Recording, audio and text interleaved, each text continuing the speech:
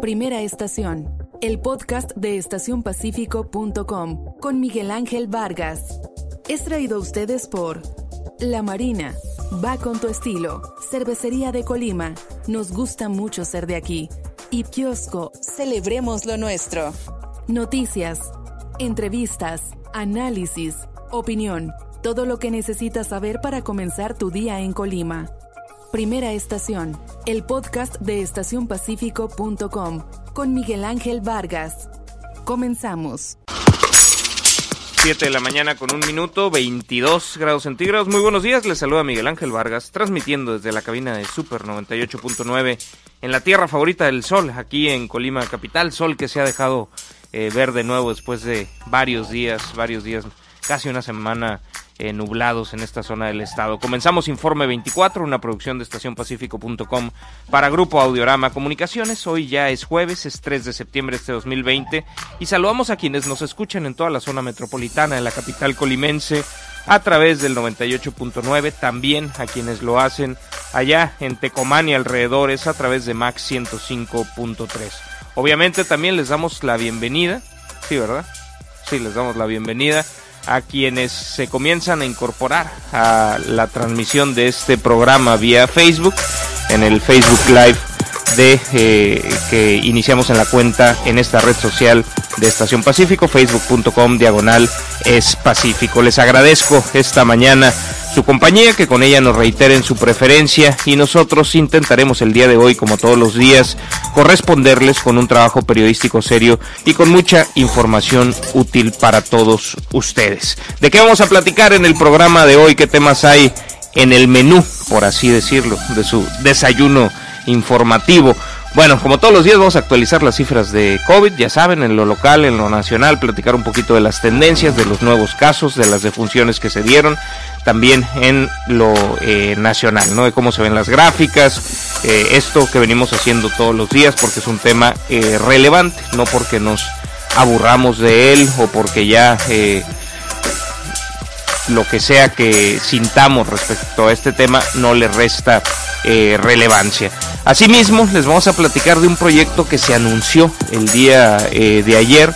El día de ayer se dio a conocer pues ya la resolución respecto a una solicitud que había hecho la administración estatal en conjunto con la iniciativa privada ante el gobierno de México, en específico ante la Secretaría de Hacienda y Crédito Público. Se anuncia que se va a comenzar a construir un centro acuático aquí en Colima, y es un proyecto que resulta interesante por lo deportivo, por la relevancia que puede tener en términos deportivos para Colima, en términos de infraestructura deportiva, que a su vez pues permite que gente practique el deporte, que se den competencias regionales y nacionales aquí, pero también tiene, me parece, una parte muy interesante respecto a, pues ante algo que se quería hacer y ante la realidad económica y la carencia de recursos, buscar diversos esquemas, no solamente acudir ante el gobierno federal, que ahí las carencias pueden ser las mismas o quizás menores, ¿no? Obviamente que en el ámbito estatal, simplemente por magnitud de un ente y del otro, pero no solamente es eso, sino que implica una colaboración de la iniciativa privada. Hay 11 empresas que están radicadas aquí en Colima, que tienen importantes operaciones aquí en Colima, que han decidido aportar a este esquema, que también representa incentivos fiscales. Entonces es encontrar la manera que los recursos fluyan para un proyecto que obviamente es positivo, y les estaremos contando los detalles que conocemos al respecto. Nos falta mucho por conocer. Es un proyecto que ya se había anunciado, que se estaría buscando, pero pues el día de ayer se da a conocer que sí se va a hacer. Supongo que no se terminará, incluso esta es la primera etapa del proyecto. No creo que se alcance a terminar en el contexto temporal del sexenio de Ignacio Peralta Sánchez como gobernador del estado, pero bueno, ya estaremos viendo cuestiones, esos detalles de tiempos y de lo que incluye también este proyecto. Les vamos a platicar asimismo del esfuerzo que se está haciendo en uno de los partidos políticos que mayor presencia tuvo, después de que mayor presencia tiene en nuestro estado y nuestro país después del 2018, que es Morena, Movimiento de Regeneración Nacional, ya acortado como nombre de marca a Morena, que están haciendo este esfuerzo para tomarle la palabra al presidente Andrés Manuel López Obrador y recabar firmas para realizar una consulta respecto a si la ciudadanía respalda o no respalda que se enjuicie a los expresidentes del país, obviamente a los que hayan cometido algún ilícito. De eso conversamos el día de ayer y les vamos a presentar la información con el diputado local Vladimir Parra, que es presidente del Consejo Político en el ámbito estatal de este partido, ¿no? Y bueno, las reflexiones que hay que hacer en términos políticos y en términos jurídicos de esta búsqueda de consultar el tema ya mencionado. Pues es parte de lo que les vamos a platicar. En el ámbito estatal también tendremos las explicaciones que dio la Secretaría de Salud relacionado con el COVID, con un par de fallecimientos que se dieron al ingreso del Hospital Regional Universitario, un caso que había circulado mucho en redes sociales, se había viralizado, pues generado mucha polémica y también una parte de desinformación por obviamente preocupaciones lógicas de que no se esté atendiendo adecuadamente a la gente, de que no se le esté dando el ingreso. Se dieron ciertas explicaciones, tenemos también cierta información del caso por el entorno de uno de los fallecidos. Entonces son dos los casos que sucedieron, pero les compartiremos la explicación oficial y lo que sabemos al respecto, que no distan las versiones, ambas versiones. Eso se los vamos a platicar. En el ámbito nacional, después de todo el jaloneo que se dio en la Cámara de Diputados por la renovación de la mesa directiva, la priista Dulce María Sauri Riancho es la nueva presidenta de la mesa directiva en la Cámara de Diputados, después de haber conseguido los votos necesarios, después de una división al interior de la bancada mayoritaria, la de Morena, allá en San Lázaro, y eso se los estaremos platicando, ¿no? ¿Qué entrevistas vamos a tener? ¿Con quién vamos a platicar en esta mañana?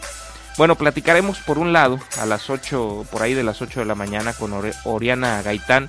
Ella es desde hace, pues que será un par de meses, la secretaria de Cultura del Gobierno del Estado, y con ella vamos a platicar de la restauración del Palacio de Gobierno, porque pues bueno, se anunció la finalización de la primera etapa hace pues unos días, la semana pasada, y exactamente qué compone qué incluye, pues es algo que resulta relevante conocer los detalles, cómo va a operar este Palacio de Gobierno que busca convertirse en un centro cultural en el corazón de la capital colimense, sobre todo cómo va a operar y cuándo va a operar en el contexto de COVID, ¿no?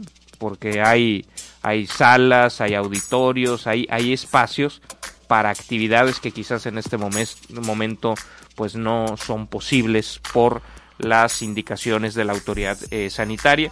Pero bueno, lo que incluye, lo que falta y lo que incluye cuando comienza a operar y cómo comienza a operar. También será interesante saber si se ha planteado algo para mantener en buen estado este edificio histórico que ha comenzado a restaurarse, porque pues no sé, muchas veces se preocupan en esas inversiones de hacer algo nuevo y luego no se tiene totalmente aterrizado los recursos que se necesitan para mantener eso que se hace. Y pues eso también resulta complejo. Tiene que haber un planteamiento para la administración, la correcta administración de este espacio cultural con una visión de largo plazo, creo yo, pero ya lo estaremos platicando con la secretaria de Cultura, Oriana Gaitán. Y después de las 8:30 vamos a platicar también vía telefónica con Cristel Rosales. Ustedes la recordarán, hace un par de semanas conversábamos con ella sobre un estudio que hacía desde la organización en la que trabaja, México Evalúa. Ella es investigadora del programa de justicia de esta organización, de México Evalúa, y nos presentaba los datos de un estudio sobre desaparecidos en México hace un par de semanas. pues en este mismo sentido, con ella vamos a conversar sobre el respaldo, el aval que dio el Senado mexicano a la declaración que reconoce la competencia del Comité contra la Desaparición Forzada de la Organización de las Naciones Unidas. ¿Qué efecto tiene esto? ¿Por qué era tan importante? Es decir, ¿cómo se puede meter la Organización de las Naciones Unidas en la investigación o el seguimiento de un caso de desaparición forzada? Y hay que recordar, puede parecer una obviedad para la mayoría, pero si alguno no tiene dominio del término, desaparición forzada es la desaparición de la cual se tiene sospecha y fundamento de que pudo haber sido a consecuencia del actuar de alguna de las elementos del Estado en cuestión, ¿no? Del Estado mexicano en este caso, que la última vez que fue vista esta persona fue detenido por tal policía, por militares, etcétera, y después ya no se le vio.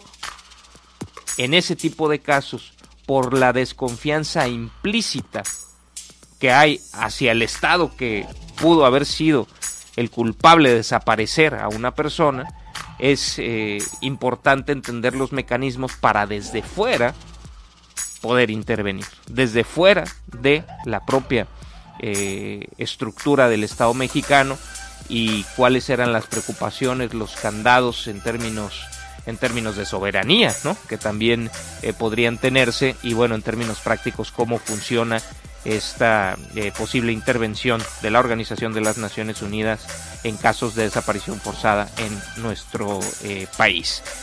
Ya estaremos platicando todos esos detalles, así es que estas dos entrevistas con la Secretaria de Cultura sobre el Palacio de Gobierno, con la investigadora Cristel Rosales de México Evalúa sobre lo aprobado hace un par de días en el Senado mexicano para que se reconozca la competencia de la ONU en casos de desaparición forzada en nuestro país.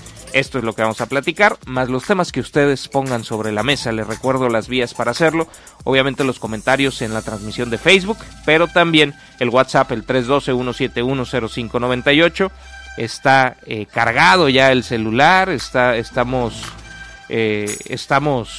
atentos a ello, y pues todos sus comentarios son bienvenidos. También el del buen Sigi Pablo Pineda de Donadores Compulsivos, que ya nos está invitando a donar. Sigi, con todo gusto, en cuanto termine de tomar los medicamentos del tratamiento COVID, quería donar plasma, y me han indicado que no puedo donar por los medicamentos que estoy tomando, pero después de eso te tomo la palabra. No es pretexto, es una realidad médica. Así es que, dicho lo dicho, anunciar los temas anunciados. Después de esta breve pausa, comenzamos.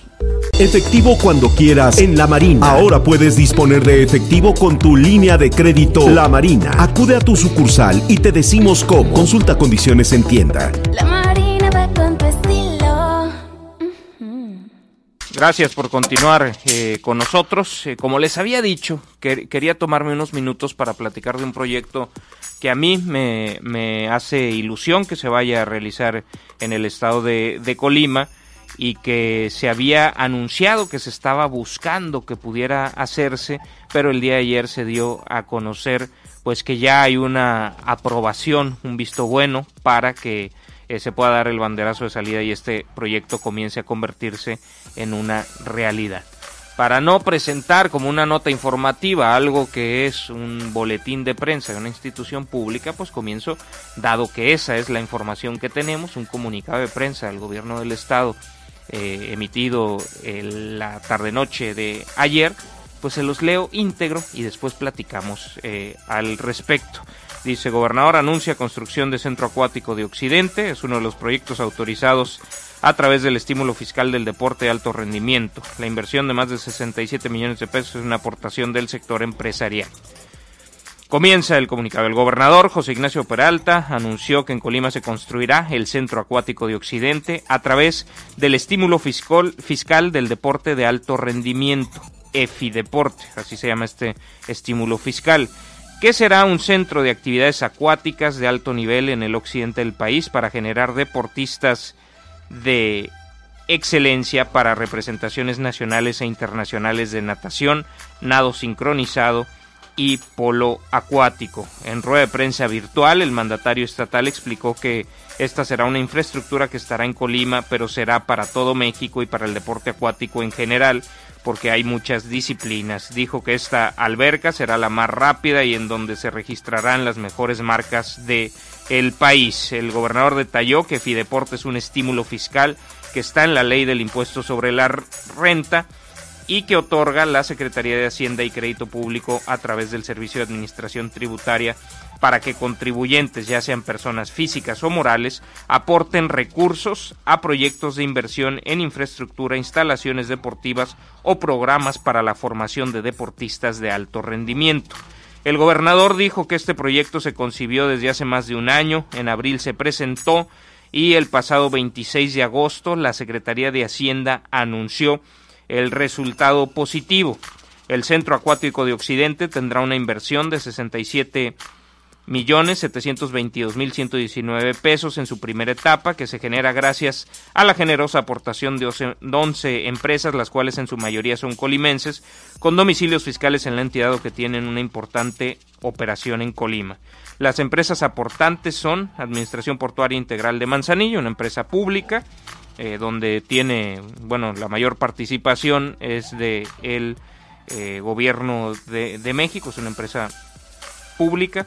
Automotriz Rancagua, la empresa que distribuye los autos Nissan, principalmente aquí en la entidad. Banca Afirme, que tiene pues una importante presencia, que ha colaborado en otros proyectos con la administración estatal. Esto ya no lo estoy leyendo el comunicado, estoy haciendo una acotación. Banca Afirme, si no me equivoco, fueron de los que participaron, por ejemplo, en la remodelación de Casa de Gobierno, en toda esta parte para hacer recorridos para estudiantes. Lo recordarán ustedes, lo hemos platicado aquí en su momento.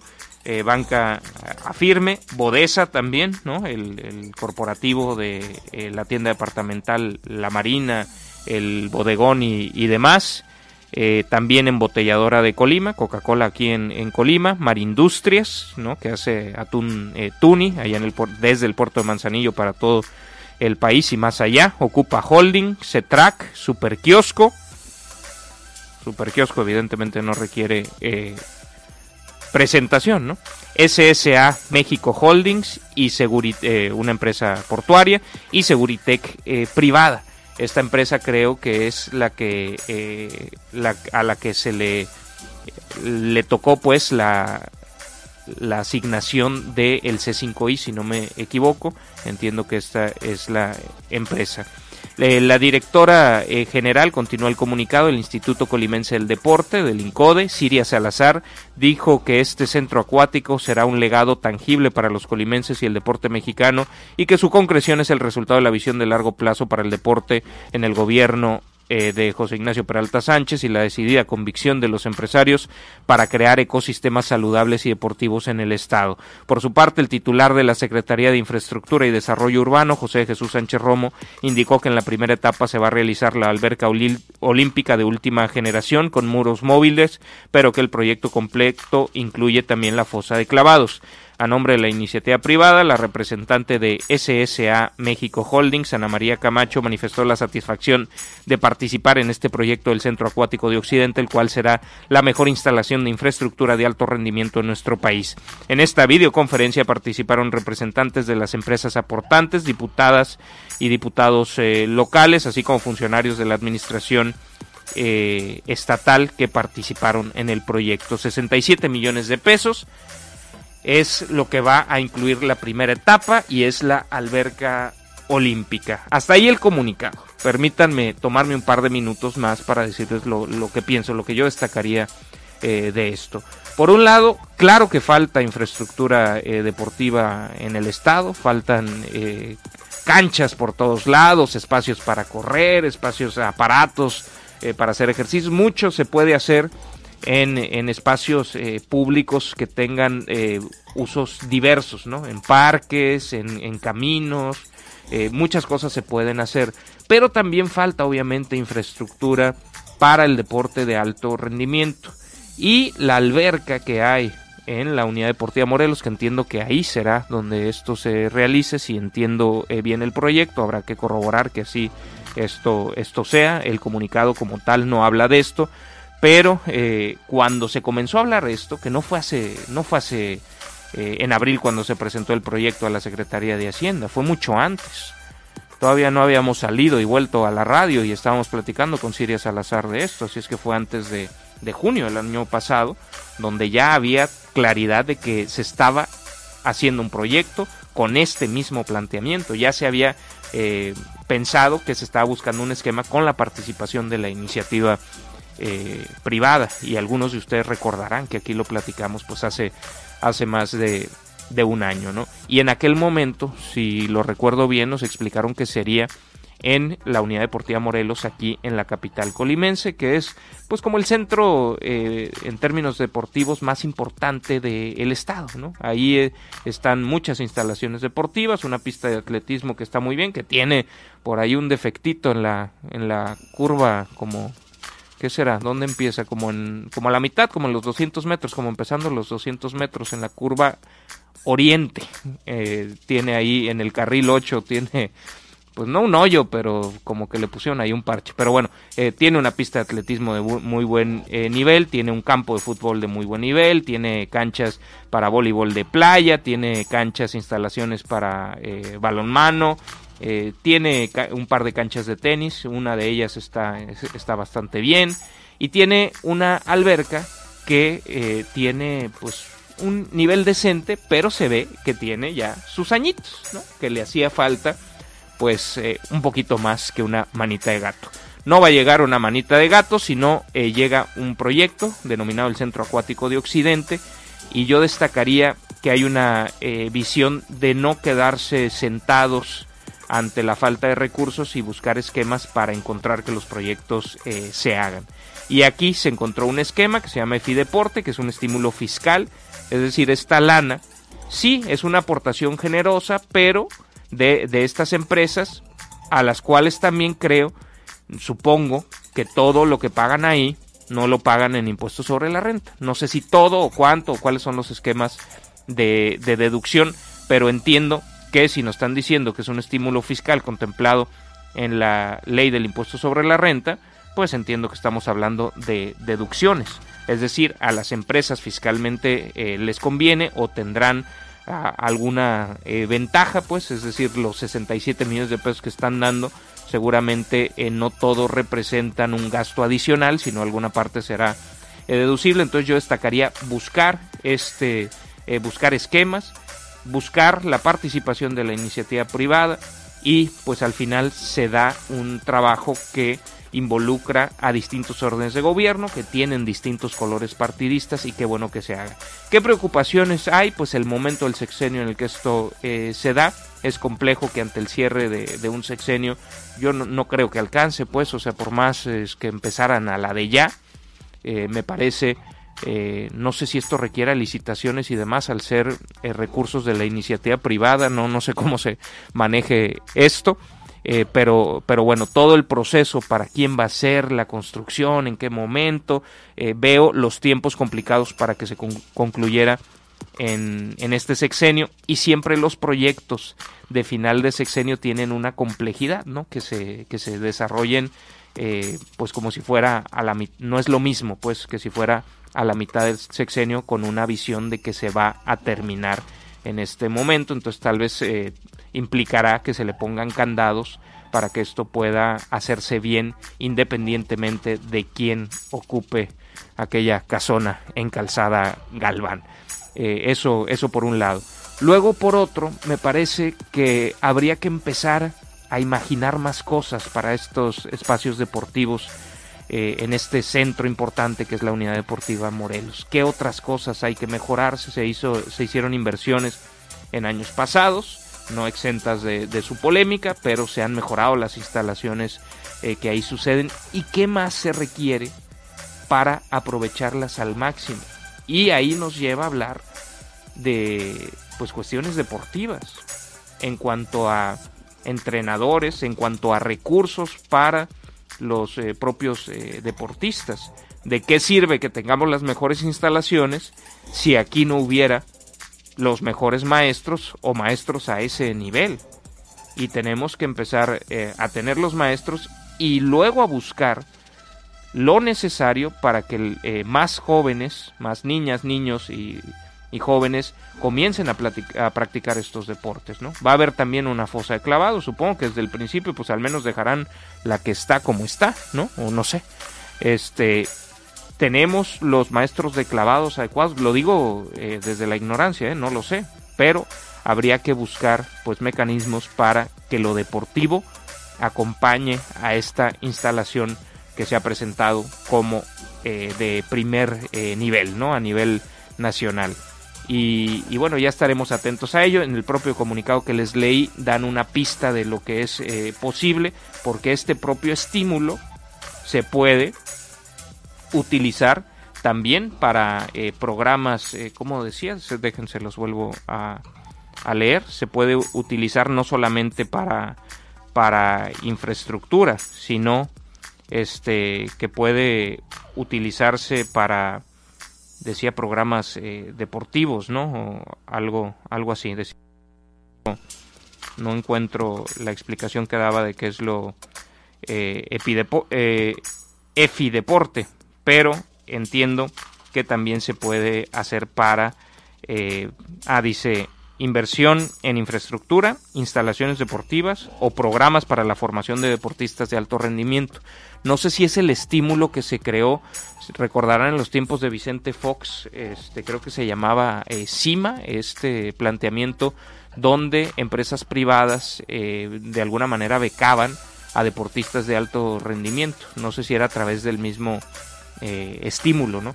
Pero pues se puede aprovechar para lo que les estaba diciendo, ¿no? Para tener un buen equipo de natación aquí, con buenos maestros y todo un planteamiento para que se vayan descubriendo nuevos talentos en estas disciplinas deportivas. Pues hasta ahí dejo el tema, le daremos seguimiento a los detalles. Ayer me sorprendió positivamente esta comunicación que hizo la autoridad estatal y, como dice alguien muy conocido por muchos, y como mi pecho no es bodega y siempre digo lo que siento, pues aquí se lo estoy compartiendo. Permítanme hacer una pausa breve y continuamos.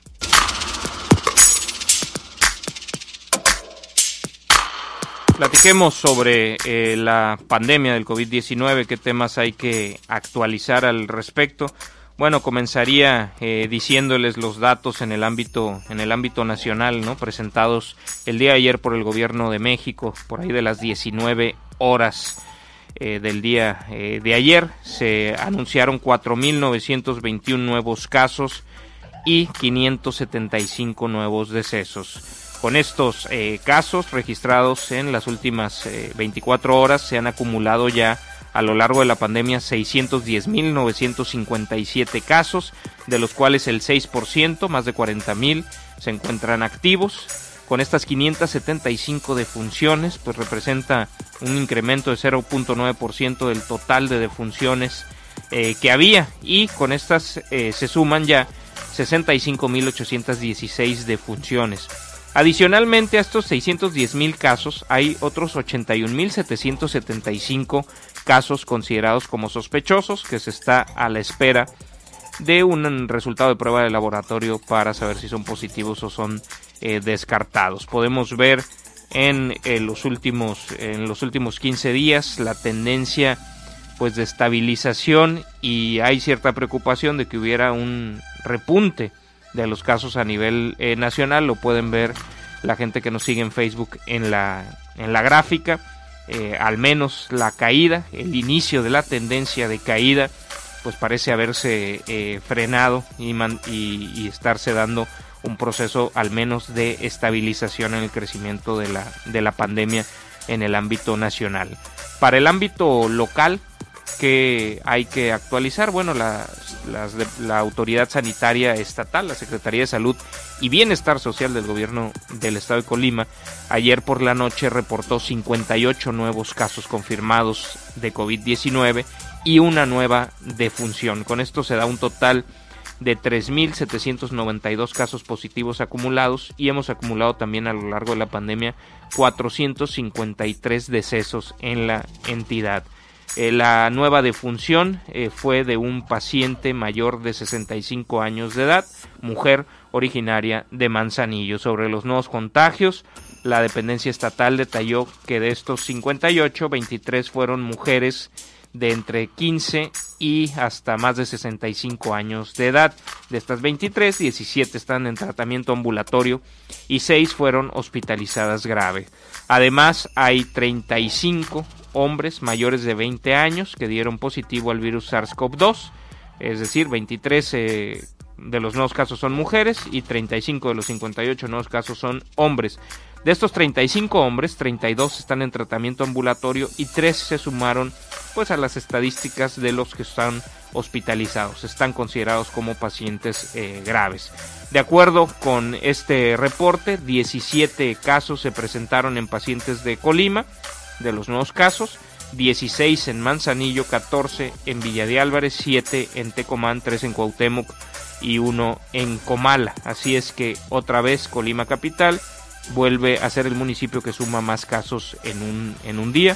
El día de ayer lo mismo dijimos, pero Manzanillo pues no se ve una reducción clara en el ritmo de crecimiento de la pandemia. Sigue ahí en los primeros lugares. En el estado hay otros 118 casos sospechosos, 74 de ellos están en aislamiento preventivo, 38 están hospitalizados y 6 personas murieron en esta categoría como sospechosos todavía a la espera del resultado de la prueba de laboratorio. Se han hecho 2.753 pruebas que han resultado negativas.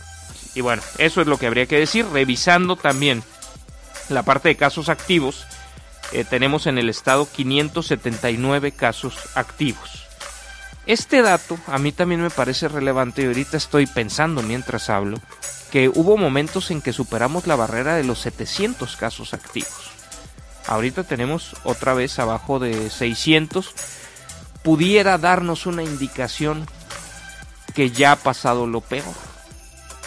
Pudiera ser un indicativo de eso, pero bueno, es algo que tengo que decir con muchísimas reservas, ¿no? Con asteriscos y muchísimas notas al pie, porque obviamente todo esto depende de nuestro comportamiento y puede cambiar en cualquier momento, pero simplemente viendo hacia atrás, hubo momentos en que teníamos más casos activos en el estado que ahora, ¿no? Que lo que se ha visto en la última semana, pero tenemos 579 casos activos. Es Colima el municipio con más casos activos, tiene 187 en este momento.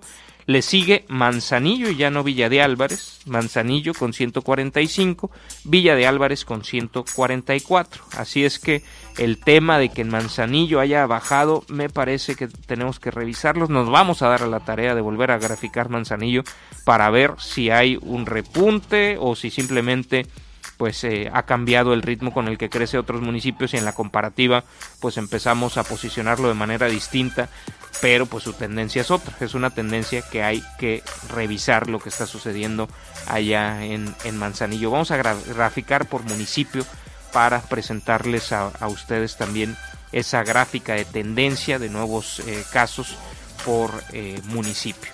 Pero bueno, eso en cuanto a las cifras. Otro de los temas que resulta relevante contarles es que el día de ayer la Secretaría de Salud dio a conocer que el pasado sábado 29 de agosto 2 personas fallecieron en el Hospital Regional Universitario aquí en la capital colimense. ¿Qué fue con exactitud lo que sucedió en este recinto médico? ¿Los pacientes murieron por COVID? ¿No fueron atendidos? ¿O qué fue lo que sucedió? Se dio mucha discusión en redes sociales al respecto, sobre todo porque uno de los pacientes pues cayó muerto en la entrada pues de esta unidad hospitalaria. La epidemióloga estatal, al ser cuestionada al respecto, entendemos por algún otro medio de comunicación, no fue una pregunta que hiciéramos nosotros, ¿verdad? Diana Carrasco explicó que uno de los pacientes, un hombre de 86 años de edad, se encontraba en el área COVID del Hospital Regional Universitario a la espera de ser valorado. Sin embargo, puntualizó que al caminar, se paró como para ir al baño, sufrió un paro respiratorio, situación por la cual tuvo que ser atendido pues por los mecanismos y la gente que trabaja en urgencias, pero no se le pudo reanimar y finalmente perdió la vida. La epidemióloga también detalló que el otro caso corresponde a un hombre de 52 años de edad que llegó caminando a este centro hospitalario y aseguró que la persona estaba muy grave y que no logró ingresar siquiera al hospital, por lo que se quedó en uno de los pilares, se detuvo ahí y bueno, ahí cayó y al final pues también se le intentó reanimar, pero finalmente perdió la vida. La epidemióloga afirmó que al paciente como les decía, se le intentó reanimar, fue ingresado en una camilla, pero no se le pudo salvar la vida. Vamos a escuchar y también obviamente a ver la gente que está en la transmisión de Facebook lo planteado por la epidemióloga estatal Diana Carrasco. El primer caso fue un señor que se encontraba dentro del área COVID, estaba en espera de ser valorado en su segunda valoración y decide acudir al baño y en el esfuerzo de caminar colapsa, se exacerba. Acto seguido lo pasan a la sala de choque de urgencias no COVID, donde detectan paro cardiorrespiratorio, se otorga la reanimación cardiopulmonar, sin embargo no tenemos éxito. En el segundo fue una persona que acude al hospital, acude de manera ambulatoria por su propio pie, en el cual se evidencia que pide ayuda a los guardias, se queda en un pilar, automáticamente le comentan que ese lugar no es seguro, que acuda al área donde se le puede valorar, que en este caso se le refirió para la unidad móvil que tenemos en el triage. Sin embargo, vuelve a hacer una parada en otro pilar, ahí se identifica que estaba realmente muy grave, en ese sentido se le reanima, también lo meten en camilla, sin embargo tampoco se tiene éxito. De uno de estos casos, el hombre de 50 y tantos años de edad, circuló en redes sociales una fotografía en la que se observa a la persona sentada y aparentemente inconsciente en el exterior del Hospital Regional Universitario. En la imagen se mencionaba que la persona había fallecido antes de que se le brindara atención médica y hubo mucha polémica en redes sociales. Eso es lo que informó la autoridad. Nosotros, ¿qué sabemos? Por el propio entorno de este fallecido, el de la fotografía que circuló, que tenía 50 y tantos años de edad, permítanme decirlo con precisión, 52 años de edad. Sabemos que era chofer, que manejaba un camión de volteo, que también por periodos y estaba por volver a manejar una ruta del transporte público colectivo. Y su entorno pues explica que no es que no se le haya atendido, ¿no? Que se le haya rechazado la atención, sino que llegó, se apuntó, sintió ganas de vomitar, se salió y se sentó para devolver el estómago y ahí fue el final de su vida. Ahí perdió la vida. Evidentemente llegó ya en un estado muy, muy grave. Entonces, pues claro que hay complicaciones con el flujo de pacientes para que se atiendan adecuadamente. Yo insisto, o sea, ¿qué sistema de salud creen que tenemos? ¿El sueco? Pues no, tenemos el que tenemos y las broncas que había antes en el Hospital Regional Universitario no se han ido, al contrario, se han aumentado y los médicos y médicas, enfermeros y enfermeras se están, ¿cómo diría adecuadamente? Se están entregando todo su esfuerzo para que las cosas salgan de la mejor manera. Pero también tenemos que entender que hay protocolos al ingreso para separar lo que puede representar un riesgo de infección de lo que no. Y bueno, en este caso en específico, pues ninguno de los dos fue que se le negara la atención y que a raíz de eso muriera. Es decir, estamos hablando de dos pacientes que llegaron gravísimos y uno de ellos solo alcanzó a apuntarse y después, pudo haber muerto dentro o pudo haber muerto fuera. Pues al final él llegó en una situación ya gravísima y habría que conocer más de el caso en lo particular para entender por qué no se atendió antes, por qué no acudió o si hubo alguna dificultad, porque sí hay dificultades e insisto, el nivel del sistema de salud que tenemos pues es el que tenemos y esa es nuestra realidad y esa es la gran lección de esta pandemia, que le tenemos que invertir a la salud de nuestros conciudadanos y eso implica pues mucho más recursos y manejarlos mucho mejor en el sector salud, en el ámbito local y en el ámbito nacional. Porque, ¿por qué no se atendió antes? Puede ser una cosa de malas decisiones en lo individual o puede ser también alguna complicación a la hora de acudir a atenderse. Y en el otro caso, pues era un paciente que ya estaba siendo atendido, estaba en la propia valoración de COVID de 86 años, pues terminó en una defunción. Hasta ahí este tema, pero creo que sí hay reflexiones profundas sobre la calidad, las posibilidades, los recursos que tenemos en el sector salud público en nuestro país y en nuestro estado.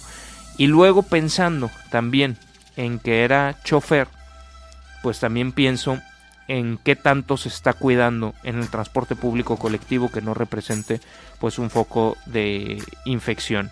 También porque conocemos otros casos, hubo un chofer que subió a redes sociales un video mostrando la molestia de los pasajeros cuando se les exigía que portaran cubrebocas y luego este chofer enfermó de COVID y está de baja porque tiene COVID, no sé el estatus, entiendo que no está grave, pero pues se dio esta situación. Obviamente pudo haberse confirmado así. Dicen los transportistas, estamos tratando de corroborar el dato, que hay una buena cantidad de choferes que se han infectado y de choferes que han fallecido.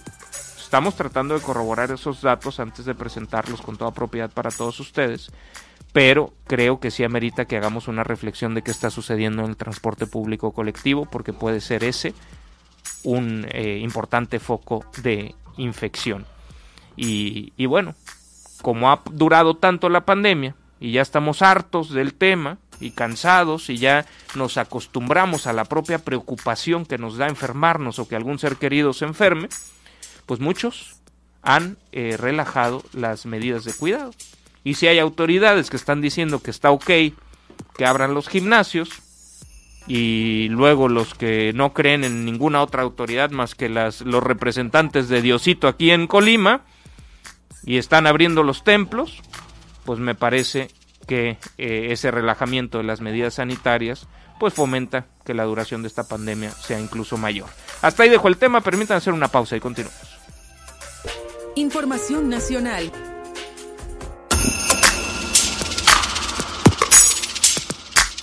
La diputada por el PRI, diputada federal por el Partido Revolucionario Institucional, Dulce María Sauri Riancho, quien fuera dirigente nacional de este partido, va a presidir la Cámara de Diputados luego de que pues una fracción mayoritaria de la bancada de Morena apoyara a la priista sin importar las presiones del Partido del Trabajo. El Pleno de la Cámara de Diputados aprobó la propuesta de la mesa directiva para que Sauri presida la Cámara de Diputados con una mayoría calificada por 313 votos a favor, 123 en contra y 21 abstenciones. La votación se realizó en medio de un debate en donde Gerardo Fernández Noroña acusó la intervención de la Secretaría de Gobernación, de la propia secretaria Olga Sánchez Cordero, a favor de los priistas. Dijo que quería pues empezar denunciando que había una operación de Estado para imponer en la presidencia de la mesa directiva de la Cámara de Diputados a Dulce María Sauri Riancho. Hay división de poderes y la secretaria de Gobernación Olga Sánchez Cordero, dijo Fernández Noroña, nada tiene que hacer interviniendo en los asuntos internos de esta soberanía. El petista, quien buscaba la presidencia del Congreso de la Unión, de la Cámara de Diputados, cuestionó la aprobación de los morenistas Dolores Padierna y Pablo Gómez, a quienes señaló como afectados en sus historias políticas por el priismo. Señaló que en el caso de Padierna votó el lunes pasado en favor del PRI a cambio de continuar como vicepresidenta de la Cámara.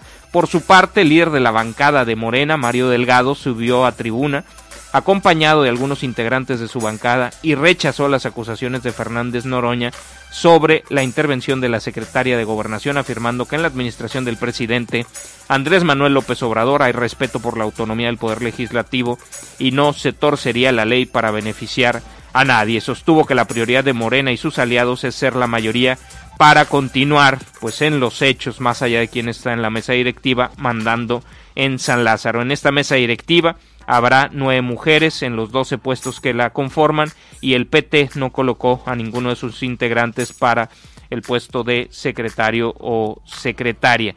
Esto fue lo que sucedió. Hay un planteamiento en la ley sobre a quién le debe tocar, sobre que se debe rotar entre las principales fuerzas políticas representadas en la Cámara de Diputados la presidencia de la mesa directiva, pero aunque marca esa directriz, también marca que requiere el aval de una mayoría calificada. Entonces, aunque puede ser claro quién es la primera, la segunda y la tercera fuerza política, pues esto requiere el aval de una mayoría calificada y en el pasado, recordemos, se han dado muchos acuerdos por respetar esa directriz sobre la rotación de la presidencia de la mesa directiva que no se cumplen. Y aquí, pues Morena respaldó que se siguiera, pues lo que entiendo lo que marca la ley en esto y pues era así que la preside el PRI, como en el periodo pasado la presidió una panista, ¿no? Eso pues es, aunque no les guste a los aliados minoritarios del morenismo, pues así es lo que indica esa directriz y se ha respetado. Insisto, en el pasado eso marcaba y nunca le daban la mesa directiva a los partidos de oposición, al PRD, PRI y PAN sí se ponían de acuerdo, pero meter al PRD antes de la existencia de Morena, lo metieron hasta que con el más prista de los perredistas, con Silvano Aureoles, me acuerdo que presidió la mesa directiva, pero antes de eso no se respetaban esas directrices. Pues ahí está, ya quedó, es una mujer con una larga trayectoria en la política, como Dulce María Sauri, y ya veremos cómo conduce pues en este entorno de hostilidad y de jaloneo político las sesiones allá en el Congreso de la Unión, específicamente en el recinto legislativo de San Lázaro. Permítanme recordarles las vías para comunicarnos. El WhatsApp 312-171-0598. Había algún comentario por ahí, ¿verdad? Nos lo enviaron, ¿qué nos preguntaban? Ya se me borró el tema, discúlpenme. A ver. Que nos escuchan diario vía Spotify, que diéramos nuestros comentarios de la pandemia, pero en Europa. No se habla de cómo vamos en el país y en cada entidad, que obviamente era importante. Parece que se olvida que el doctor Gatell comentó en su momento en sus conferencias que habrá una segunda oleada de infecciones y prácticamente a partir de que el país completo entró en fase 3 y a su vez el continente era el foco de la pandemia, se ha olvidado monitorear el comportamiento de las infecciones en otras latitudes. Actualmente España está cerca de alcanzar los mismos picos que tuvo en la primera oleada y de manera más agresiva o rápida. De la misma forma se está volviendo a cerrar algunas fronteras entre países de la propia Unión Europea, todo esto con la idea de enfatizar y recordar que una vez que en México tengamos los estados en amarillo y ojalá en verde, no se olvide que debemos de seguir con los cuidados necesarios, porque si en los momentos de mayor contagio muchas personas seguían sus actividades igual que antes de la pandemia, ahora imagínate cómo se pondrá cuando les digan que ya estamos en verde. Pues no, van a ser una concentración masiva, ¿no? Seguramente. Un festival de abrazos y besos en el... y otro. Me gustaría saber tu opinión, nos dice Anabel, sobre la aplicación presencial del examen de admisión en la Universidad de Colima. Se supone que no debería hacerse. Pues, ¿qué les digo? Hay gimnasios abiertos, hay nuevas normalidades que ven algunas autoridades que implican que puede haber gimnasios abiertos, pues que no se puedan hacer exámenes. Creo que se puede hacer examen, este tipo de procedimientos con medidas sanitarias, creo que sí se puede hacer. Creo que pues no había muchas alternativas porque tiene una tremenda complejidad pues que no, que refleje lo adecuado un examen hecho por vía remota, ¿no? O sea, ¿cómo obligas a que no hagan trampa? Pues que lo conteste quien lo debe contestar. O sea, no creo que se tenga la tecnología para garantizar que no están haciendo chanchullo. Y pues, ¿cómo es el no sé qué es alegre y le dan maracas? Pues no, o sea, somos tramposos y se la ponemos facilito, y más en esa edad. Pues no, todos van a sacar todas buenas. Entonces entiendo la complejidad en la que estaba la Universidad de Colima. Claro que es un riesgo, y bueno, yo esperaría que se hayan tomado todas las medidas necesarias. ¿Ya fueron estos exámenes? Y hoy. Pues bueno, no sé, habrá que ver cómo se hacen, a ver si nos damos una vuelta, ¿no? Para ir a tomar unas fotos, al menos presenciar los mecanismos sanitarios al respecto. Yo pensaría que están cuidando muchísimo esto. Qué flojera contestar un examen largo con cubrebocas, pero bueno, ojalá fueran en espacios ventilados, que creo que eso es importante. Pero bueno, hasta ahí dejo este tema. Gracias por sus comentarios, Anabel, y también la persona que no nos dejó su nombre, que nos escucha diariamente vía Spotify. Ahí también subimos el programa despuesito de que termina. Un placer encontrar las vías para entrar en comunicación con todos ustedes y que se tomen el tiempo no solo de escucharnos, sino de enriquecer este programa con sus comentarios. Permítanme hacer una pausa breve y continuamos con más información.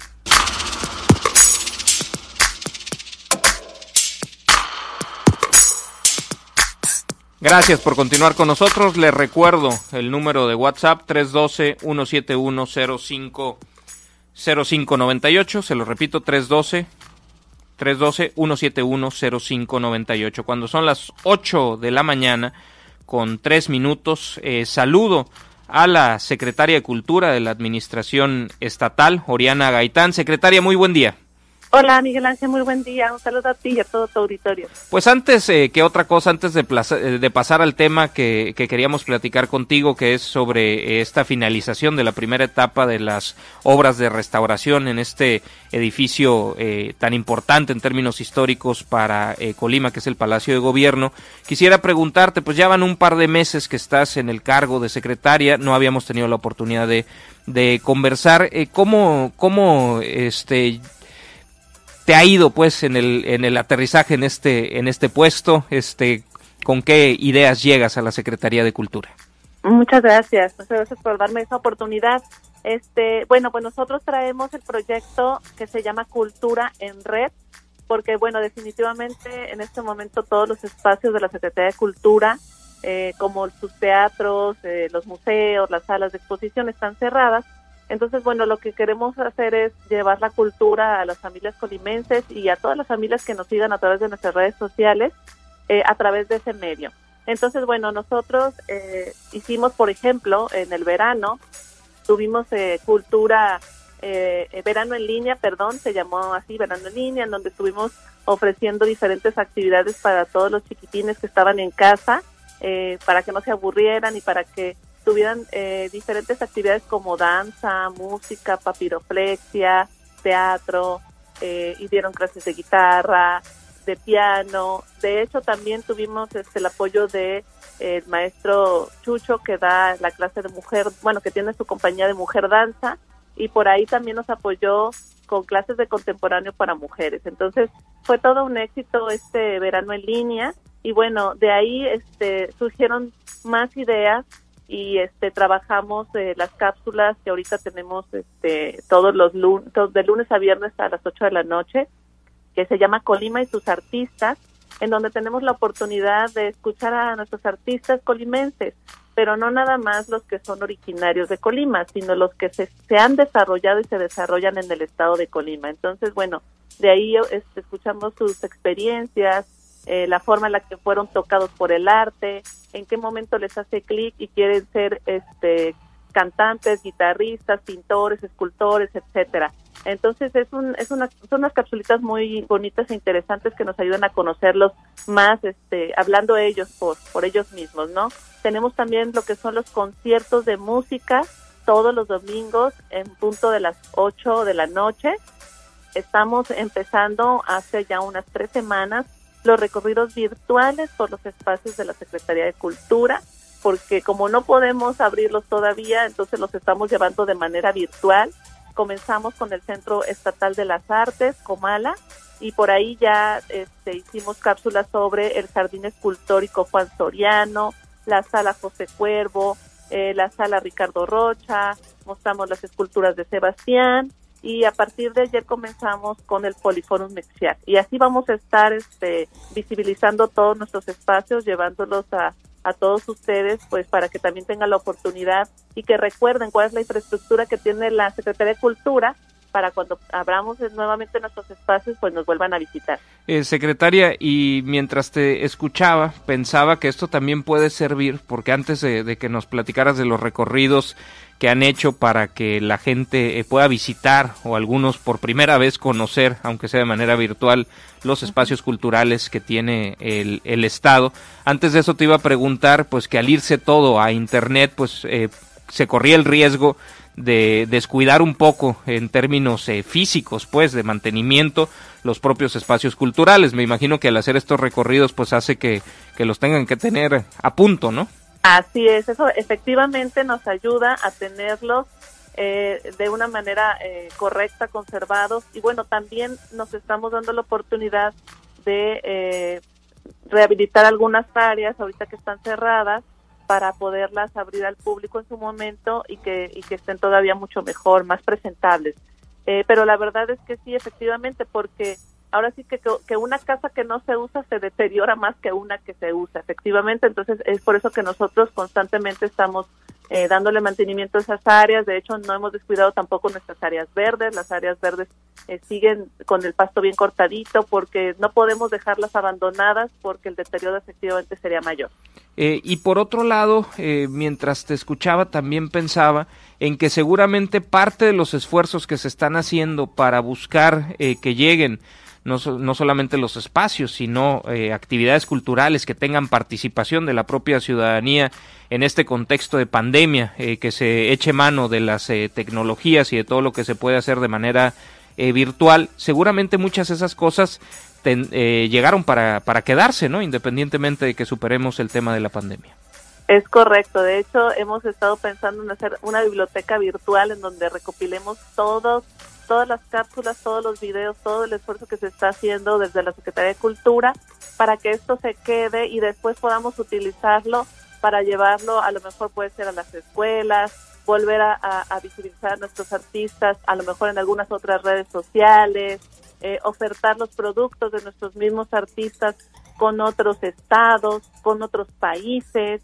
De hecho, por ahí, si me permites, la convocatoria de creadores y artistas en contingencia, que cerró hace 2 semanas y que la semana pasada dio resultados, en el cual pudimos apoyar a 117 artistas en diferentes áreas como artes visuales, cine, cultura popular, letras, música, teatro y danza.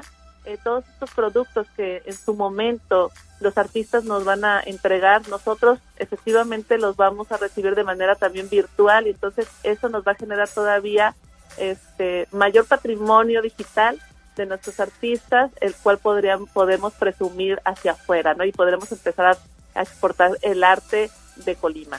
Y bueno, pasando ya al tema para el cual te buscamos, hace algunos días se anunció que ya se había finalizado esta primera etapa en este esfuerzo de restauración de esta edificación histórica que es el Palacio de Gobierno. Cuéntanos qué incluye esta primera etapa, qué nuevos espacios hay, para qué usos y demás. Así es, estamos muy contentos porque efectivamente ya recibimos la primera etapa de la restauración del edificio Palacio de Gobierno, y bueno, esta primera etapa cuenta con 2 galerías, cuenta con un área administrativa, el área que administrará Palacio de manera cultural, la sala de usos múltiples, un auditorio con capacidad de 192 personas, también todo lo que es la parte pluvial, en esta etapa se resuelve. No recordemos que no tenía drenaje Palacio de Gobierno, entonces por ahí esta parte de las humedades que venía desde los baños se resuelve en esta parte. Quedan los baños de la planta baja listos, quedan los baños de la planta alta saneados, También se crea el Centro de Alto Rendimiento de Ajedrez, se crea el espacio para que este centro tenga su sede en este edificio. Se forma lo que es la cafetería y librería, que por ahí con la librería que teníamos en Palacio vamos a hacer un match para que también se pueda disfrutar un rico cafecito, se pueda comprar un libro, leerlo ahí mismo.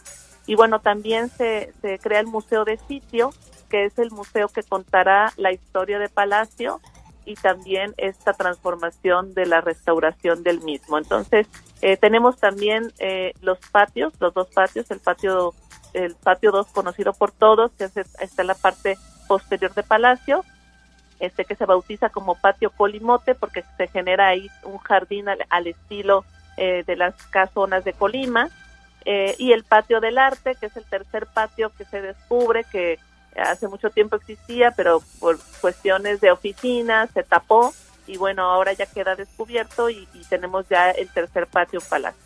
Y también importante algunas cosas que mencionabas de lo que no es tan vistoso, el problema que se tenía de la falta de drenaje, que me parece pues bueno, increíble que así sucediera, pero bueno, con el paso de los años este problema o no se detectó o se fue posponiendo.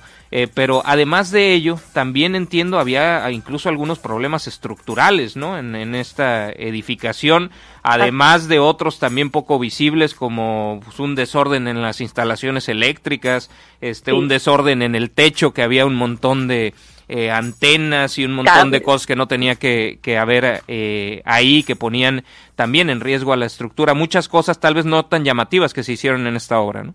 Es correcto. Si tienes tú la oportunidad, por ejemplo, de subir a la azotea de Palacio, vas a ver la parte que está intervenida totalmente limpia de cables.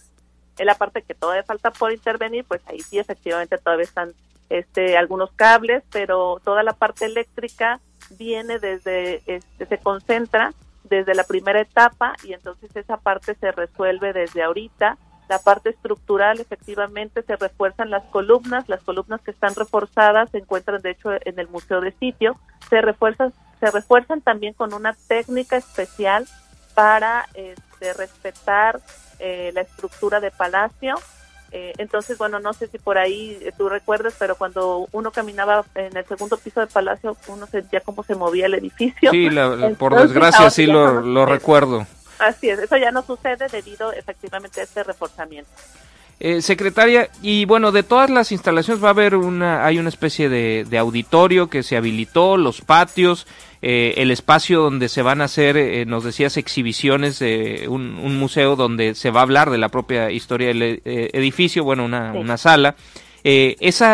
¿Habrá también sala para otras exposiciones? Es decir, ¿esto se convierte en un museo que tenga exposiciones temporales, o cuál es la idea? Así es. Algunas exposiciones serán fijas, otras exposiciones serán temporales, porque la idea es que el Palacio se convierta en un museo centro-occidente. Entonces la intención es también tener ese intercambio cultural con nuestros estados hermanos, y también efectivamente podríamos tener en su momento exposiciones de artistas internacionales, porque nosotros también al momento de tener exposiciones internacionales le damos la oportunidad a nuestros artistas de que ellos también salgan y los podamos visibilizar en un plano internacional. Entonces la idea de Palacio es esa. Ahorita solamente son 2 salas, pero vienen más salas de exposición.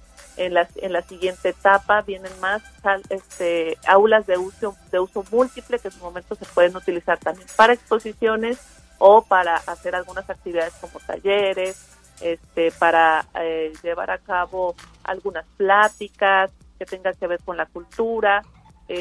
También vamos a tener la parte de los jardines, la parte de los corredores queda libre también para poner esculturas. Entonces va a ser un área muy muy grande para poder gozar de nuestro arte y del arte de otros artistas.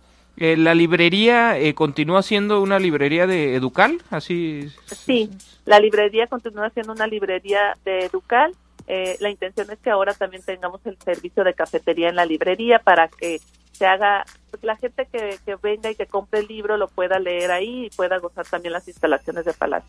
¿Y esa cafetería dónde estaría? Estaría en la parte posterior de Palacio de Gobierno, porque queda ya en esta primera etapa, y la primera etapa sucede en la parte trasera de Palacio, es la que colinda con el Jardín Torres Quintero. Pero no está ya sobre la explanada del jardín. No. En el interior. En el interior, exactamente, pero colindando con el jardín. ¿Y se va a concesionar eso para Así que alguien es. opere? Sí, en su momento se tendrá que concesionar. Bueno, nos pregunta una persona, Viviana, que si la librería ya está abierta o si hay alguna fecha para abrirla. En este momento la librería se encuentra abierta en la parte frontal de Palacio, viendo el Palacio de frente a la el Jardín Libertad, ¿no? Sí, exactamente, por el Jardín Libertad está abierta en este momento la librería, está dando servicio para si quieren ir ahorita a comprar un libro, después se reubicará. La inversión, si recuerdo bien la cifra, fueron 30 millones de pesos, ¿verdad? Mitad federal, mitad estatal. Exactamente, 30 millones de pesos, 15 por el Estado y 15 por la Federación. Lo que falta, ¿qué incluye? ¿Qué falta por hacer en Palacio para estar completamente restaurado? Falta la intervención de todo lo que es el primer patio, el patio pues más grande de Palacio, la parte del Salón Gobernadores, la parte del despacho del gobernador. Vamos a tener 3 galerías más, vamos a tener 2 salas de usos múltiples más, los baños de arriba todavía, si bien ya quedó resuelto toda la parte pluvial, pero hay que poner los baños, los espejos, todo, esa parte también queda pendiente, la parte del techo también queda pendiente, los pasillos de Palacio de toda esta parte que rodea el primer patio queda pendiente, porque ustedes van a poder observar, por ejemplo, en esta primera etapa existen 3 tipos de techo, las bóvedas catalanas, el techo que tiene vigas y loseta y el techo de cemento. Entonces, conforme tú vas recorriendo Palacio, vas viendo las distintas formas de construcción que, pues debido a las rehabilitaciones anteriores que le habían hecho a Palacio, estas se habían tapado. Entonces, ahora se descubren estas bóvedas catalanas, se resanan las vigas, se resanan las losas, y lo que era cemento pues se queda como techo de cemento. Entonces igual en esta segunda etapa se tendrán que rescatar los techos según las formaciones constructivas que se vayan viendo de la época. ¿Esa segunda etapa sería la última? Es decir, ¿con eso quedaría ya completada la obra? Así es, esta segunda etapa es la última, es la parte de también las fachadas, olvidaba decirlo, la parte de las fachadas también están incluidas en la segunda etapa. ¿Qué se les haría? Igual hay que restaurarlas todas, porque si tú observas las fachadas de Palacio tienen algunas cuestiones que ya se están cayendo, hay que algunas piezas rearmarlas, hay que tallar la pintura, quitarla, poner la pintura que se descubrió era la original de Palacio, que es esta pintura roja, salmón y ocre en el interior de las salas. Entonces se tiene que restaurar toda la fachada. Algunas piezas de terminaciones de las fachadas están rotas y hay que volverlas a hacer. Y supongo que también se podrán en la fachada cosas de iluminación, ¿no? Para darle una mejor vista, ¿no? Así es, de hecho ya se iluminó el segundo patio con diferentes colores. Por ahí hay una foto donde sale de color rosita. No es el único color que se tiene, es simplemente para mostrar que ese patio en algún momento se puede decorar con algún color alusivo al mes, y es el mes a lo mejor de la lucha contra el cáncer, el mes de la mujer. Ahora en septiembre también se tienen ya los colores del verde, blanco y rojo de la bandera, y así poder conmemorar con este patio los diferentes meses, ¿no? Que se tengan estos días importantes. ¿Cuántos recursos requiere esta segunda etapa? Son 46 millones de pesos lo que requiere esta segunda etapa. Recordemos que más o menos en promedio un metro de restauración tiene un costo de 30 millones.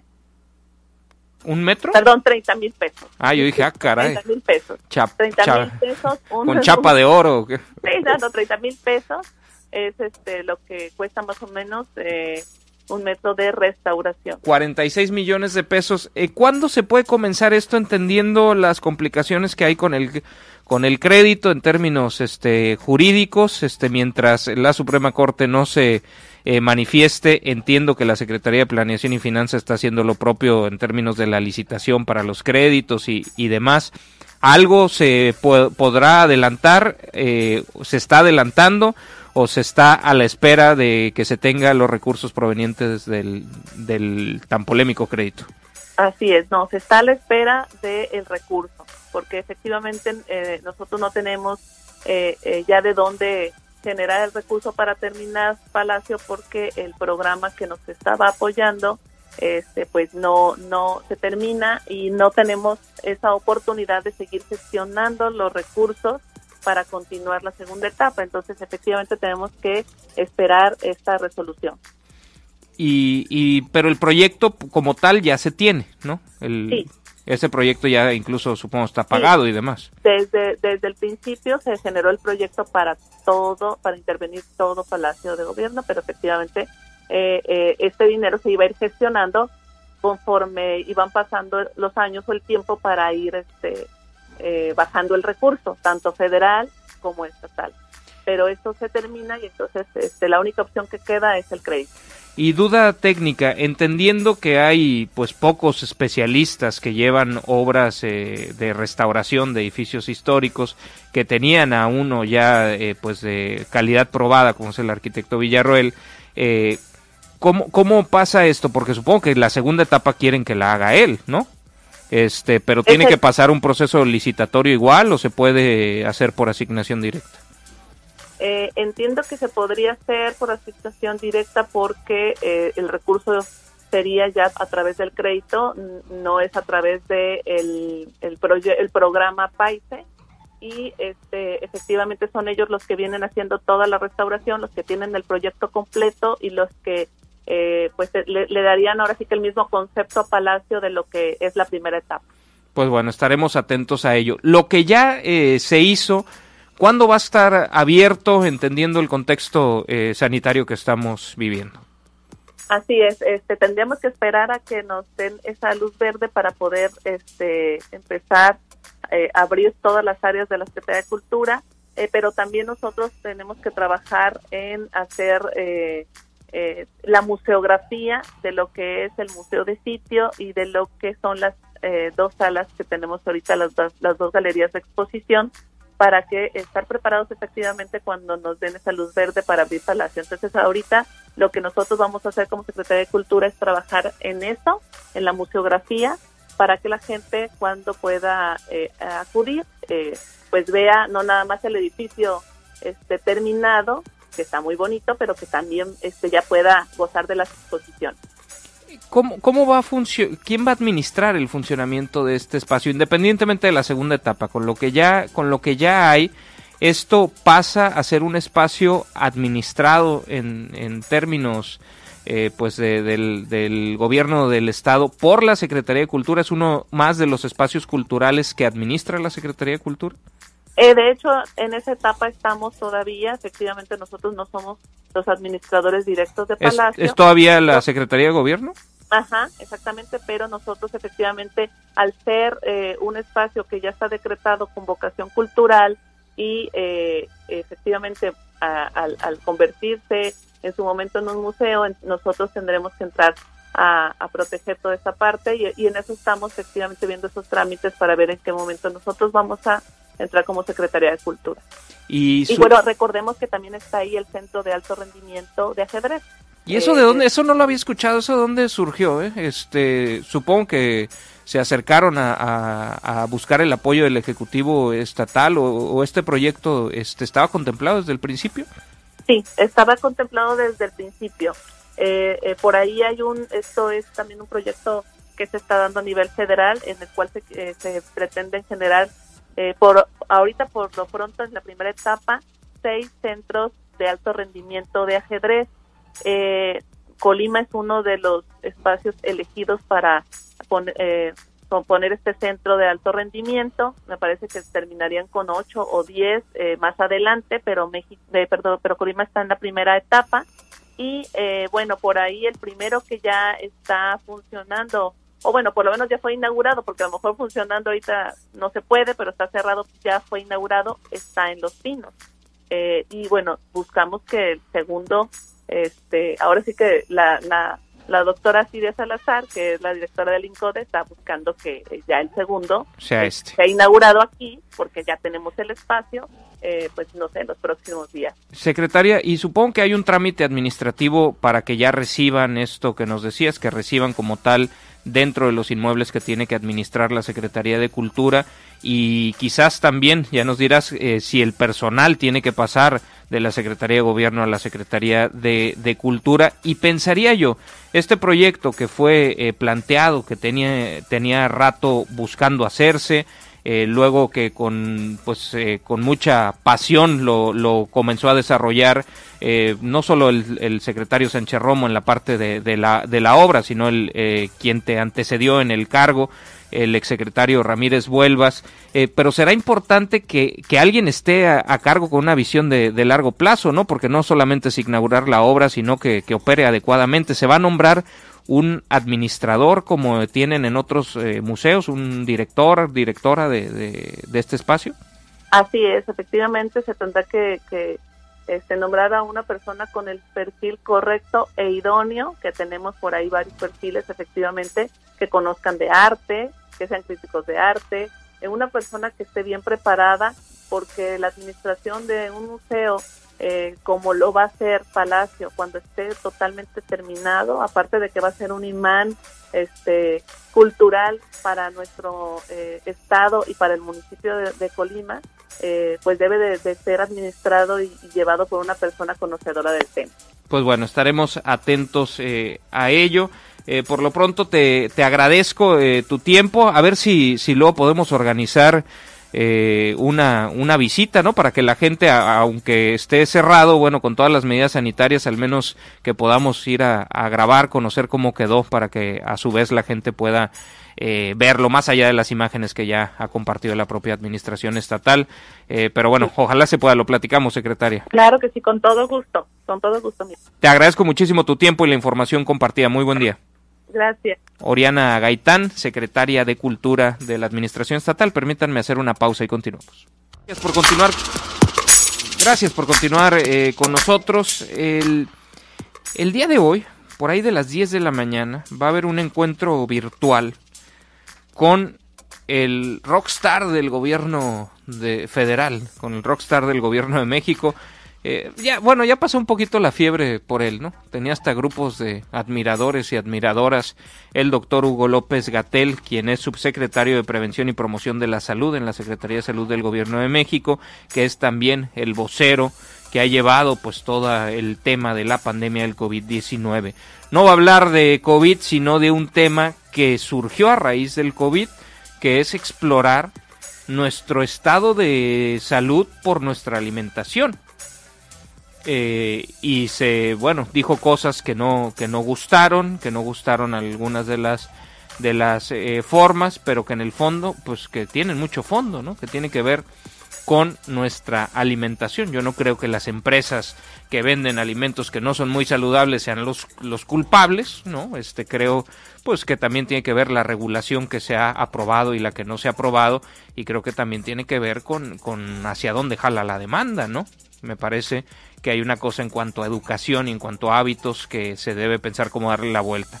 Pues de eso va a platicar el doctor Hugo López-Gatell con un par de personajes de la 4T aquí en Colima, el diputado local Vladimir Parra y la delegada Indira Vizcaíno. Va a ser vía Facebook a las 10 de la mañana, van a platicar con el doctor Hugo López-Gatell. Ojalá puedan abrirse a preguntas, ¿no? Que podamos cuestionarle. Vamos a seguir periodísticamente este evento y ojalá podamos preguntarle algunas cosas al doctor Gatell. Segundo foro virtual denominado Hacia una alimentación para el bienestar, con la delegada Indira Vizcaíno, el diputado local Vladimir Parra y el rockstar del gobierno de México, el doctor Hugo López-Gatell. 10 de la mañana vía Facebook. Supongo que en las redes, yo creo que del diputado Vladimir Parra, estaremos atentos a ello y a ver si le podemos sacar el contacto al doctor López-Gatell para invitarlo a entrevista. Ahí le ponemos muchos comentarios, a ver si acepta tomarnos una llamada. Permítanme hacer una breve pausa y continuamos con más.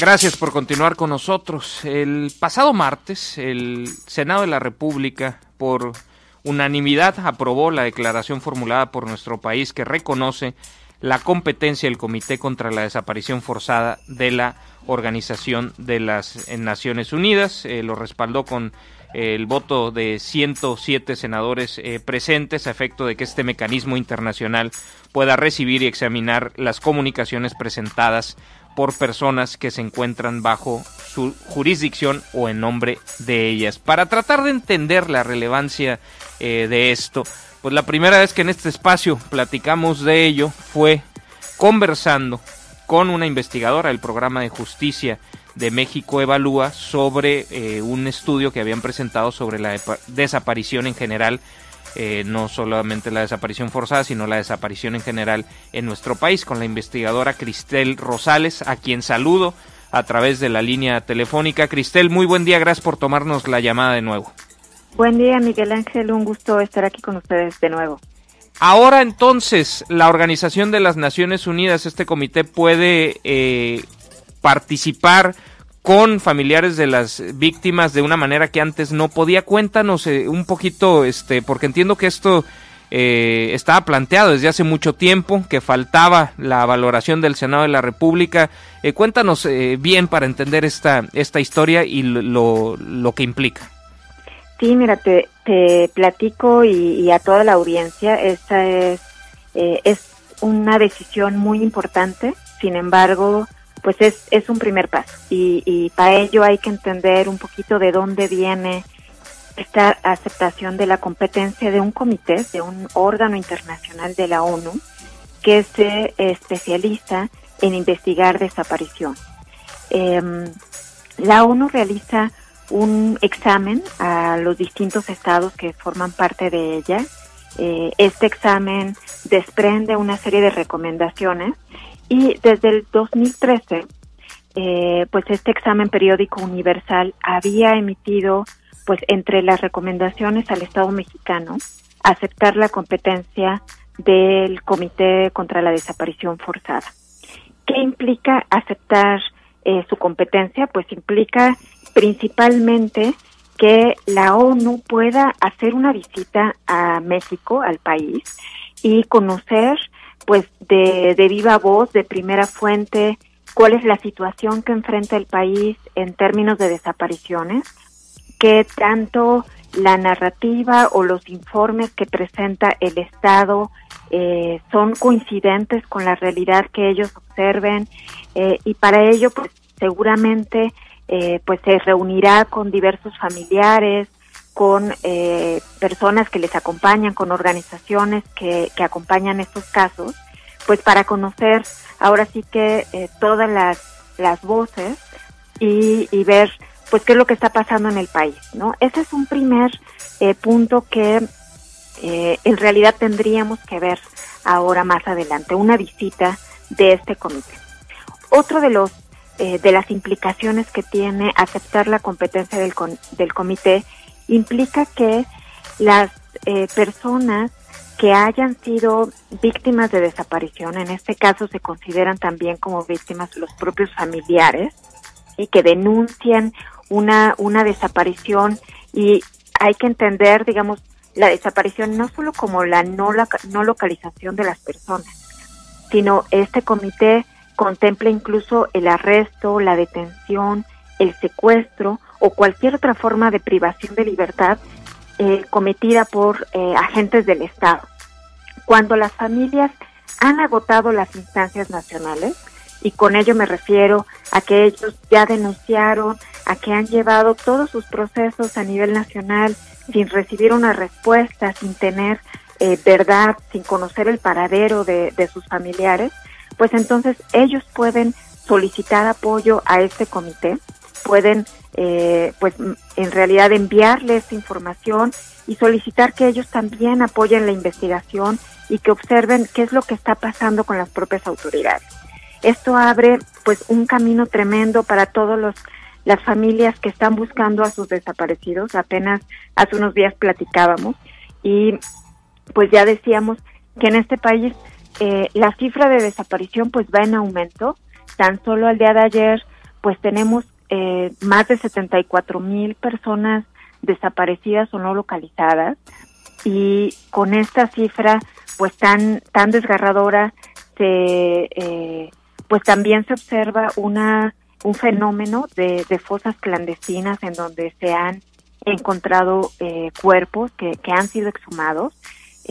Entonces la gravedad del problema, de la crisis que enfrenta México en términos de desaparición, sí obliga a pues aceptar este tipo de apoyo internacional. Las familias principalmente requieren ser escuchadas, requieren que un externo vigile cómo van sus procesos, dado que muchas de esas familias ni siquiera logran saber pues qué acciones se han tomado, si se han agotado todos los mecanismos de búsqueda, y pues creo que esto justamente es su derecho y es un primer comienzo, ¿no? Porque el aceptar ahora la competencia del comité todavía va a implicar que por un lado la Cancillería complete pues el trámite, pero por otro lado que pues el Ejecutivo Federal, ahora en manos de Andrés Manuel López Obrador, haga una invitación y acepte la visita de este comité pues para realizar una evaluación de primera mano. A ver, para tratar de entender, Cristel, pronuncié equivocadamente tu nombre cuando te saludé, Cristel, para tratar de entender si esto estaba, la evaluación desde 2013, ¿por qué tardó tanto? ¿Qué tenía que pasar para aceptar la competencia de las Naciones Unidas en este tema? Pues ¿una votación en el Senado? Mira, en definitiva, el Ejecutivo Federal tendría que haber solicitado la competencia del comité, como así sucedió recientemente. Aquí recordemos que desde el 2013 ninguno de los ejecutivos pues federales, en este caso de Peña Nieto, había aceptado esta competencia. El Ejecutivo tendría que haber enviado la solicitud al Senado. Un proyecto de decreto aceptando esta competencia que avalara el Senado.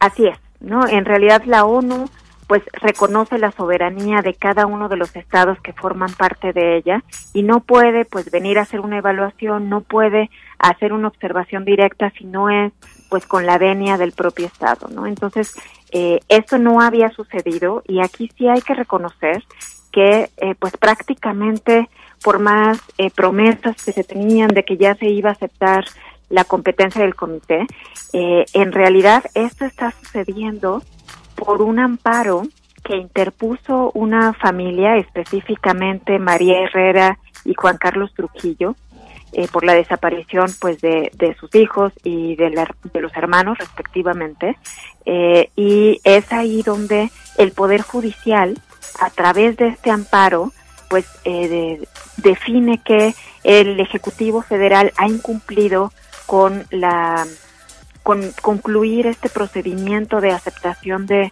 la competencia del comité, y es a través de esta resolución judicial que pues el Ejecutivo Federal termina enviando o aceptando, ¿no? Enviar la propuesta al Senado, y pues celebramos que el Senado lo haya aprobado por unanimidad. ¿Este amparo llegó hasta la Suprema Corte? Así es. Este amparo llegó a la Suprema Corte, es un amparo que se interpuso desde el 2009, fue acompañado por el Centro de Derechos Humanos Miguel Agustín Pro Juárez, y pues es justamente el amparo, el procedimiento que abre puerta pues a las miles de familias que ahora podrán solicitar apoyo internacional. A ver, para entender si ves como que solamente se sintieron obligados o si hay voluntad política para avanzar en estos temas, te plantearía esto, pues, o sea, por un lado, sí entiendo que estaban obligados por esta resolución de la Suprema Corte de este amparo, pero también entendiendo que hay una mayoría del mismo partido que está en el Ejecutivo y que en este tema donde está involucrada la Cancillería, teniendo el peso político que tiene el canciller Marcelo Ebrard, o el peso político que tiene el propio Alejandro Encinas, que es quien pues ha llevado los temas relacionados con desaparición, que entiendo que es el personaje cercano al presidente que más le entiende a estos temas, ¿percibes en el gobierno de México voluntad para avanzar o solo en estos temas, o solo percibes que se sintieron obligados o estuvieron obligados a hacerlo? Mira, quisiera pensar que sí hay una voluntad, ¿no? En realidad hemos visto ya, por un lado, la conformación de la Comisión para la Verdad en el caso Ayotzinapa. Es también un esfuerzo que debe reconocerse de un caso pues que ha lastimado a toda la sociedad y que ha sido un hito en este tema. También hay que reconocer pues la conformación de todo el Sistema Nacional de Búsqueda que recientemente formularon junto con las organizaciones de la sociedad civil y con familiares un protocolo homologado para la búsqueda de personas. Entonces sí pensaría que se están dando elementos o condiciones que que dejan ver que hay esfuerzos y que hay una voluntad por detener este fenómeno, ¿no? Sin embargo, también hay que reconocer que esto ha sido en realidad un esfuerzo por parte de las familias a quienes se les han cerrado continuamente las puertas. Y no solo tardamos tantos años en que el Estado mexicano aceptara la competencia del comité, sino que incluso no vemos la misma voluntad en todos los actores políticos, ¿no? Algo que ayer justamente escuchaba y me parece que es necesario recordar. El aceptar la competencia de este comité como un órgano internacional no implica que de pronto se van a resolver todos los casos, porque la resolución de esos casos, la investigación de ellos, está en manos de las autoridades nacionales. Y con ello, pues, hablo específicamente de las fiscalías locales y de la Fiscalía Federal, ¿no? Entonces, en realidad vamos a tener un apoyo externo, pero donde se tiene que ver la verdadera voluntad y el fortalecimiento institucional traducido en investigaciones pues muy claras que dejen ver a los familiares que sí se están haciendo los esfuerzos por localizar a sus desaparecidos, pues se tiene que ver ahí, ¿no? Entonces yo creo que esa es la prueba de fuego en donde podremos saber si efectivamente hay una voluntad política. Cristel, permíteme tratar de entender esto. O sea, ahora pueden venir a evaluar casos de a evaluar las condiciones generales de desaparición forzada, o casos específicos podrán recurrir los familiares a este comité de las Naciones Unidas. Ambas cosas. El comité puede realizar una visita, hacer un examen para conocer cuál es la situación que vive el país en torno a esta problemática. Y eso va a implicar pues escuchar las distintas voces, conocer los distintos procesos, que tanto las autoridades les presenten sus informes y las evidencias que demuestran los avances que ellos están logrando, pero también escuchar a la sociedad civil y a las familias pues que les platiquen cómo van sus propios procesos. Eso es un primer ejercicio que va a desprender pues no solo un diagnóstico del país en este tema, sino recomendaciones al Estado mexicano. Y recomendaciones en todos los sentidos, no solo de investigación, sino también de prevención y de garantías de no repetición. Por otro lado, ahora con la competencia del comité, las propias familias y sus representantes pueden hacer llegar una comunicación, les llaman comunicaciones individuales, al comité para plantearle casos específicos, manifestarle o revelarle las pruebas, la información que se ha logrado en cada uno de esos casos, y es el comité quien puede solicitar al Estado mexicano pues que también le rinda cuentas al respecto, ¿no? Que por parte de las autoridades correspondientes pues se le indiquen exactamente qué tipo de acciones se han tomado en esos casos y qué avances se tienen. Me llama la atención que esto sea derivado de una evaluación general que se hizo. ¿Cómo pudo la ONU hacer una evaluación que lleva a solicitar esta aceptación de competencia y no podía, o sea, ¿por qué no pueden venir sin permiso? O sea, se les toma como si fueran casi elementos militares de otro país, requieren el permiso. ¿No puede el personal de la ONU viajar y entrevistarse con quien quiera? O sea, como si fueran agentes de otro estado. No. Aquí, en realidad, digamos, hay distintos mecanismos en el marco del derecho internacional que sí requieren, pues, por un lado, el reconocimiento de la soberanía de los estados y por el otro, pues, el definir los elementos de cómo van a ir colaborando, ¿no? Las autoridades nacionales con estos organismos internacionales. Aquí, este examen periódico universal es un examen que realiza continuamente la ONU, una unidad específica para el examen, y como parte de este examen pues se derivan una serie de recomendaciones a los estados en distintas materias. En el caso del Estado mexicano tenemos recomendaciones en materia de tortura, tenemos recomendaciones para ampliar los derechos de las víctimas, recomendaciones sobre desaparición forzada y muchas otras más, ¿no? En el caso me estoy refiriendo específicamente de violaciones graves. ¿Cómo ellos realizan este examen? Pues ellos solicitan a los estados un informe, les piden, digamos, a través de un cuestionario una serie de elementos y cada estado pues reporta lo que ellos tienen, sus estadísticas, las acciones que han emprendido, los avances que han logrado. Y con ese reporte se pudo establecer que hacía falta la aceptación de competencia. Exactamente, porque ese es uno de los insumos que toman ellos para realizar el examen, pero también aceptan un informe que normalmente les llaman informe sombra, que es recabado por organizaciones de la sociedad civil. Cristel, perdón, sí. No, solo comentar que este informe, pues en realidad también tiene el mismo propósito, ¿no? Presentar estadísticas, presentar distintos elementos, pues que posiblemente no coincidan pues con lo reportado por las propias autoridades. Perfecto, Cristel, y ya estoy sobre el tiempo, pero 30 segundos nada más para concluir el tema. Entonces, ¿qué tiene que pasar para que se dé esta visita de personal del Comité de Desaparición Forzada de las Naciones Unidas, para que vengan a hacer esta evaluación específica de nuestro país? ¿Qué tiene que pasar?